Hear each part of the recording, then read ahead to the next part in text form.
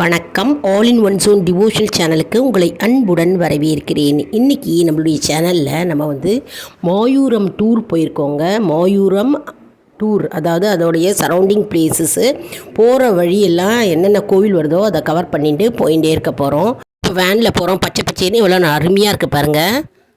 போகிற வழியில் ஹோட்டலில் டிஃபன் சாப்பிட்டோம். பரோட்டா நான் சாப்பிட்டேன், நான் புக் பண்ணேன். பரோட்டா ரொம்ப இஷ்டங்க, எனக்கு பிடிக்கும். வெங்காயம் ராய்தா குருமா கொடுத்தாங்க. எல்லாருமா சேர்ந்து ஹோட்டலில் டிஃபன் சாப்பிட்டோம்.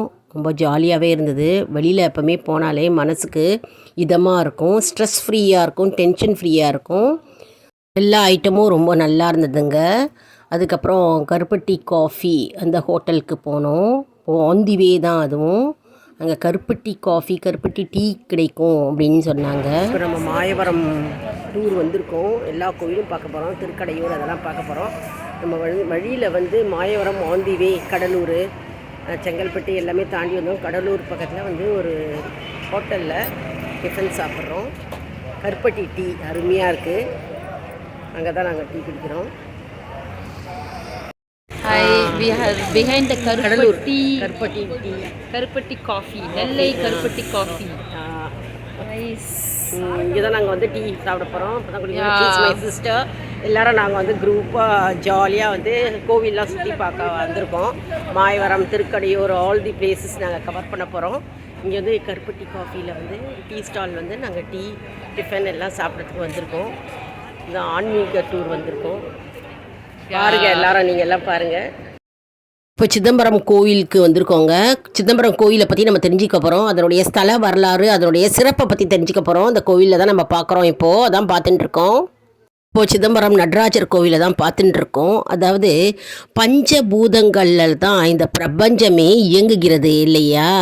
அதனால் முதல்ல எது தோன்றியது? ஆகாயம் அதான் முதல்ல தோன்றியது. இந்த பஞ்சபூதங்களில் முதன்மை பெயர் பெற்றது இந்த சிதம்பரம் நடராஜர் கோவில். அதாவது ஸ்ரீரங்கம் எப்படி சிறப்பு வாய்ந்த கோயிலாக திகழ்கிறதோ அதே போல நடராஜர் சிதம்பரம் கோவில் மிகவும் சிறப்பு வாய்ந்த கோயிலாக திகழ்கிறது. சிதம்பரம் நடராஜரை பல தெய்வங்கள் வழிபட்ட ஸ்தலமாக கருதப்படுகிறது. மற்றும் இங்கே நிறைய ஏராளமான சன்னதிகள் இருக்குங்க. இங்கே சிதம்பரம் நடராஜர் கோயிலில் ஏராளமான லிங்கங்கள் இருக்கிறது. தினமும் அபிஷேகம் செய்யப்படுகிறது.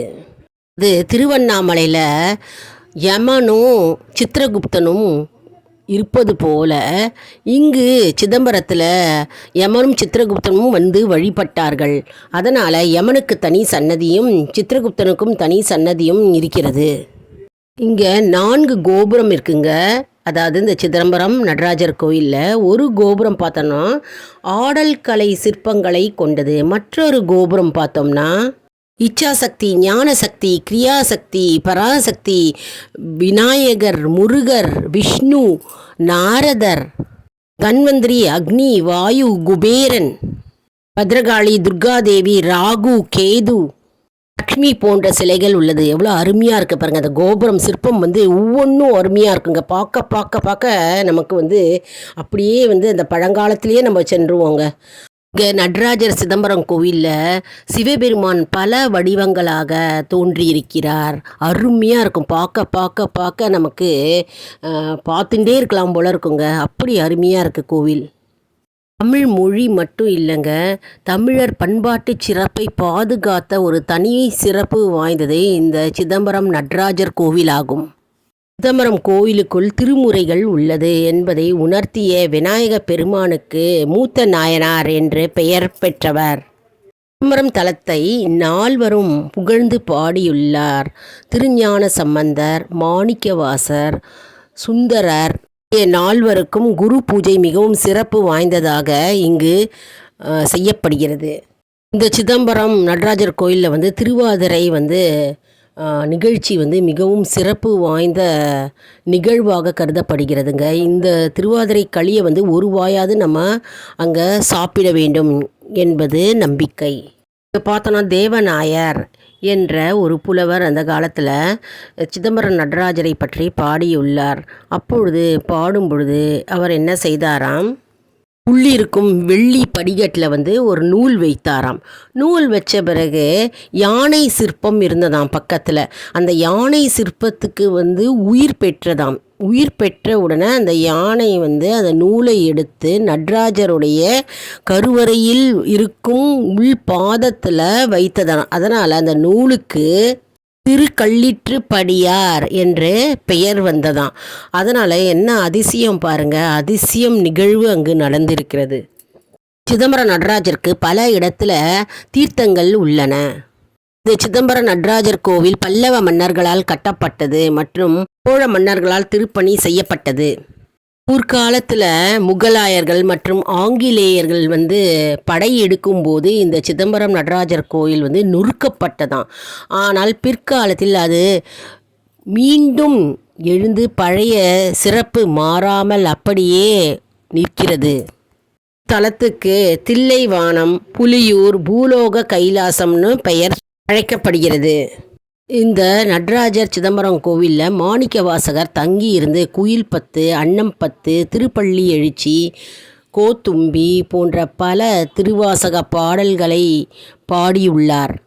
நடராஜ சிதம்பரம் கோயிலில் வந்து சிவகங்கை தீர்த்த குளம் இருக்குங்க. அந்த சிவகங்கை தீர்த்த குளத்தில் வந்து 4 பக்கமும் நல்ல படிக்கட்டுகள் இருக்குங்க. அந்த 4 பக்கம் படிக்கட்டுலேருந்து பார்த்தோம்னா 4 கோபுரமும் ராஜகோபுரமும் ஒரே சேரா தரிசனம் நமக்கு கிடைக்கும்.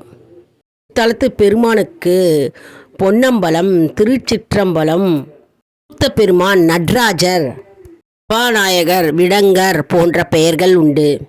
சிதம்பரத்தில் நடராஜ பெருமான் நடனம் ஆடியதால் திருச்சிற்றம்பலம், சிற்சபை, சிற்சபை என்ற பெயர்களால் அழைக்கப்படுகிறார்.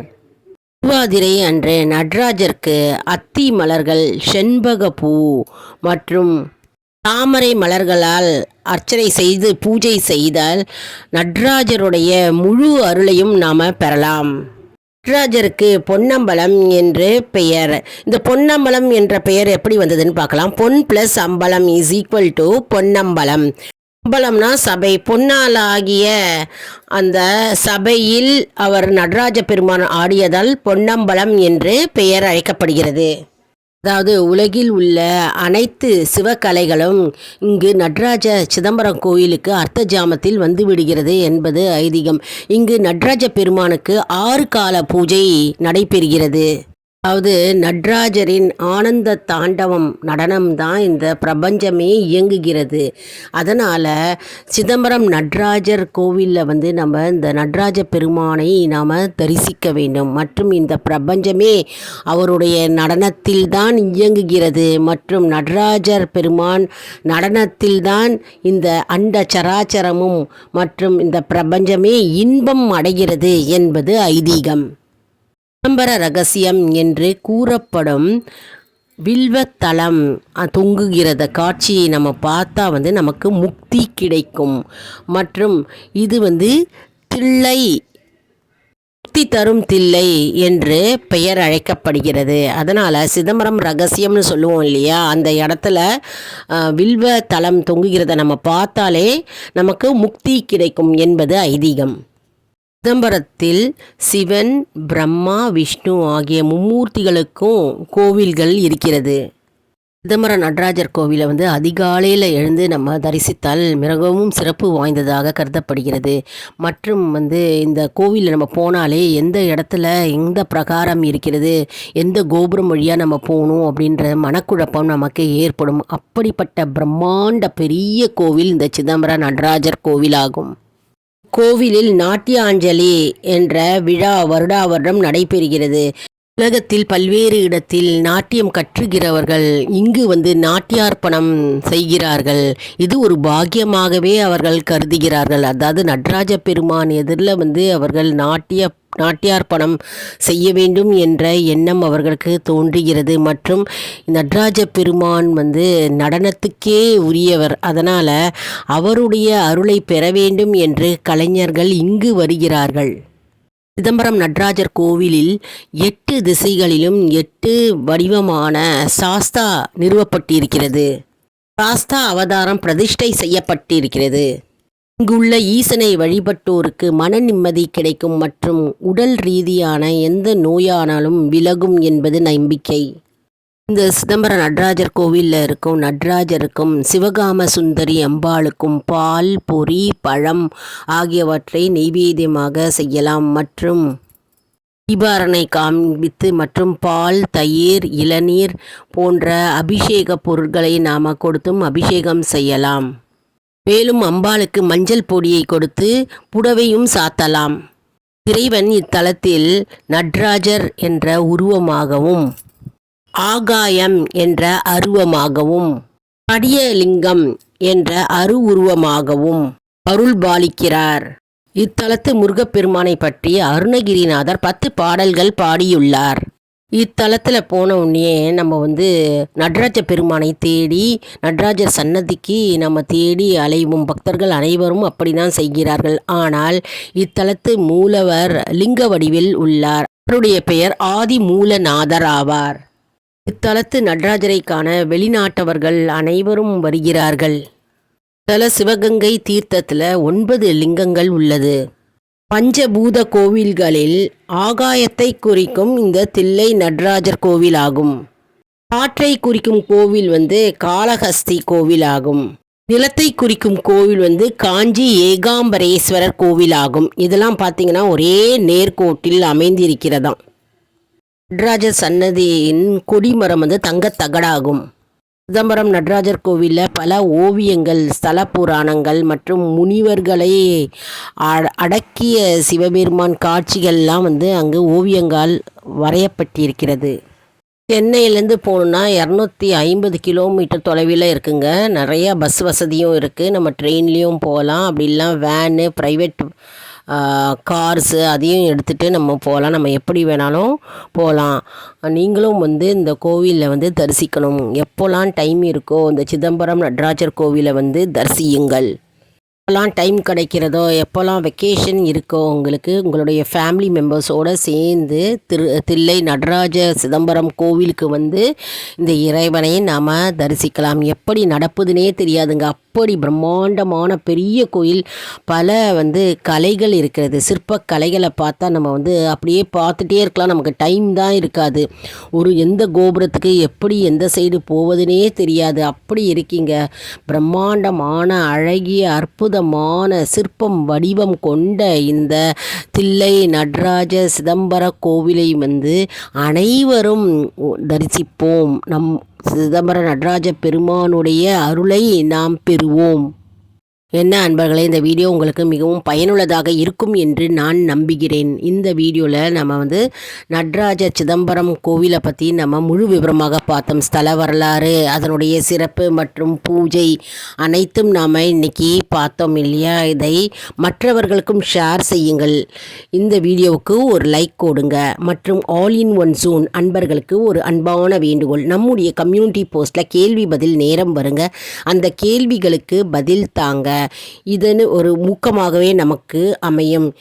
நாமும் நம்முடைய ஆன்மீக பயணம் எப்படி இருக்கிறது என்பதை நாம் தெரிந்து கொள்ளலாம். இது சப்ஸ்கிரைப் செய்தவர்களுக்கு மட்டுமே தெரிய வரும். அதனால் நம்முடைய சேனலை மறக்காமல் சப்ஸ்கிரைப் செய்து கொள்ளுங்கள். அடுத்த வீடியோவில் வேறொரு தலைப்புடன் உங்களை சந்திக்கிறேன். நன்றி, வணக்கம்.